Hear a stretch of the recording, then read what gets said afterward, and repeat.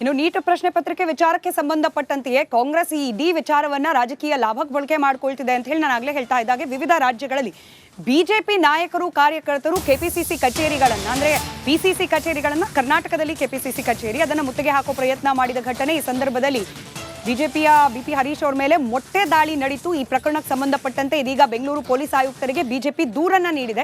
2 ಪುಟಗಳ ದೂರನ್ನ ನೀಡಿದೆ ಬಿಜೆಪಿ ನಿಯೋಗ. ವಿರೋಧ ಪಕ್ಷದ ನಾಯಕ ಆರ್ ಅಶೋಕ್ ನೇತೃತ್ವದ ನಿಯೋಗ ಬೆಂಗಳೂರು ಪೊಲೀಸ್ ಆಯುಕ್ತರಿಗೆ 2 ಪುಟಗಳ ದೂರನ್ನ ನೀಡಿದ್ದಾರೆ. ಬಿಪಿ ಹರೀಶ್ ಅವರ ಮೇಲೆ ಮೊಟ್ಟೆ ಎಸೆತ ಪ್ರಕರಣಕ್ಕೆ ಸಂಬಂಧಪಟ್ಟಂತೆ ಕ್ರಮ ಕೈಗೊಳ್ಳಿ ಅಂತ ಹೇಳಿ ಈ ದೂರಿನಲ್ಲಿ ಮನವಿಯನ್ನ ಮಾಡಿಕೊಳ್ಳಲಾಗಿದೆ. 2 ಪುಟಗಳ ದೂರನ್ನ ಬಿಜೆಪಿ ನಿಯೋಗ ಬೆಂಗಳೂರು ಪೊಲೀಸ್ ಆಯುಕ್ತರಿಗೆ ಸಲ್ಲಿಕೆ ಮಾಡಿದೆ.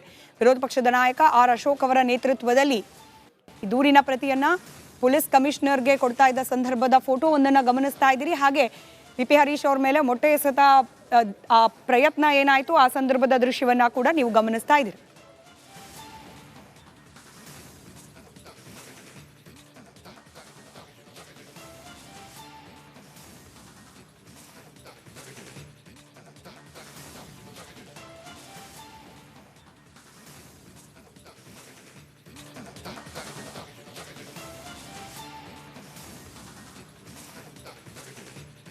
ನಾನು ವಿರೋಧ ಪಕ್ಷದ ನಮ್ಮ ನಾಯಕರಾದಂಥ ಆರ್ ಅಶೋಕ್ ಅವ್ರ ಕಚೇರಿಯಲ್ಲಿ ಇದ್ದೆ.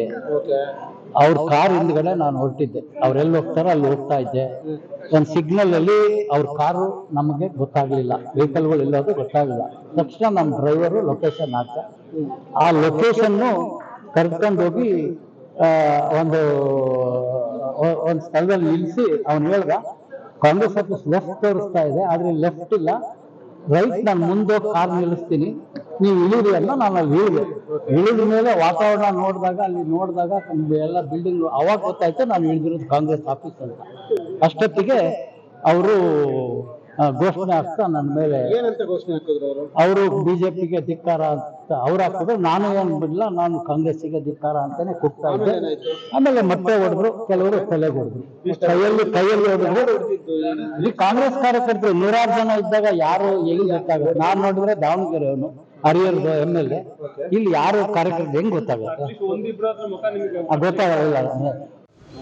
ಇವತ್ತು ಕರ್ನಾಟಕದಲ್ಲಿ ಒಂದು ರೀತಿ ಕರಾಳ ದಿನ. ಇವತ್ತು ಕರ್ನಾಟಕದಲ್ಲಿ ಎಮರ್ಜೆನ್ಸಿ ರೀತಿ ಕಾಂಗ್ರೆಸ್ ಪಾರ್ಟಿ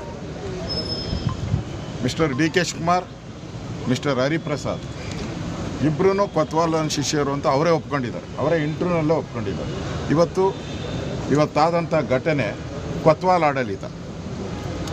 ರಾಮಚಂದ್ರನ ಆಡಳಿತ ಇವತ್ತು ಕರ್ನಾಟಕದಲ್ಲಿ ನಾವು ನೋಡ್ತಾ ಇದ್ದೀವಿ. ನಾವು ಕಾಂಗ್ರೆಸ್ ಆಫೀಸನ್ನು ಮುತ್ತಿಗೆ ಹಾಕುವಂಥ ಕಾರ್ಯಕ್ರಮವನ್ನು ಮಾಡಿದ್ರಿ. ಪ್ರಧಾನಿ ನರೇಂದ್ರ ಮೋದಿಯವರು ಏನು ದೇಶವನ್ನು ಮುನ್ನಡೆಸ್ತಾ ಇದ್ದಾರೆ, ಈಗಾಗಲೇ ನೀಟ್ ಬಗ್ಗೆ ಕ್ರಮ ತೆಗೆದುಕೊಂಡಿದ್ದಾರೆ, ಅವ್ರನ್ನೆಲ್ಲ ಬಂಧಿಸಿದ್ದಾರೆ. ಆದರೂ ಕೂಡ ಈ ಕಾಕ್ರೋಚ್ ಪಾರ್ಟಿಗೆ ರಾಹುಲ್ ಗಾಂಧಿ ವಿದೇಶಿ ದುಡ್ಡನ್ನು ತೆಗೆದುಕೊಂಡು ಪಾಕಿಸ್ತಾನ, ಚೈನಾ, ಅಮೇರಿಕಾದಲ್ಲಿ ಕೂತ್ಕೊಂಡು ಅವ್ರ ಹಣ ತೆಗೆದುಕೊಂಡು ಇಲ್ಲಿ ಪ್ರೊಟೆಸ್ಟ್ ಏನು ಮಾಡ್ತಾ ಇದ್ದಾರೆ, ಅವರಿಗೆ ರಾಹುಲ್ ಗಾಂಧಿ ಬೆಂಬಲ ಕೊಟ್ಟಿದ್ದಾರೆ. ದೇಶ ವಿರೋಧಿಗಳಿಗೆ ಬೆಂಬಲ ಕೊಡಿರೋ ತಪ್ಪು ಅಂತೇಳಿ ನಮ್ಮ ಹೋರಾಟ ಅಷ್ಟೇ.